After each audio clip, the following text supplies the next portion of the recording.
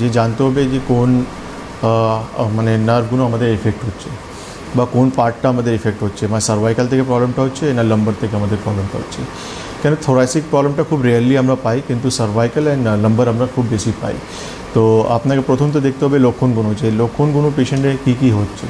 যে সিমটমসটা কী কী আছে। কেন কি কিছু পেশেন্ট এসে বলে যে ডক্টর বাবু আমার দুটো হাতই অবশ হয়ে যাচ্ছে, বা আমি দুটো হাত দিয়ে কোনো কাজ করতে পারছি না, দুটো ব্যথাগুলো আমার সার্ভাইকাল থেকে হাতে পিছন থেকে আমার রেডিয়েট করছে, বা আমি বাড়িতে কাপড় নিগড়াতে পারছি না, বা রান্না করতে পারছি না, খুন্তি ধরে যেটা করা হয় সেটা আমি করতে পারছি না, বা বাড়িতে মুছামুছি কোনো কাজ করতে পারছি না। তো ন্যাচুরালি হাতে যখন সিমটম আমরা দেখছি তখন আমরা স্পেসিফিকলি ঘাড়ে এমআরআই রিপোর্ট বা ইএমজি এনসিবি রিপোর্ট আমরা করে নিই হাতে। আর এই প্রবলেমটা আমরা যখন পায়ে আমরা বলি, পেশেন্টস বলে আমাদেরকে যে ডক্টরবাবু পায়ে সবসময় ঝিঝি অবশ একটা সমস্যা আমরা দেখতে পাচ্ছি, বা কোমর থেকে পায়ের দিকে ব্যথা সবসময় আমাদের রেডিয়েট করছে, বা রাত্রেবেলা হঠাৎ করে পা টেনে ধরে রাখতে পারছি, ধরে নিচ্ছে আমাদের, বা সাইটিকা যে সিমটমটা হয় যে আমরা দেখি পেশেন্টের, সেটাও কিন্তু একটা এক্সাম্পল যেখানে আমরা রেডিকুলোপ্যাথি, লাম্বার রেডিকুলোপ্যাথির সঙ্গে কোরিলেট করতে পারি। তো এই সব সিমটমস আমাদেরকে সবথেকে প্রথম আগে দেখতে হয় যে কোন জায়গায় প্রবলেমটা হচ্ছে।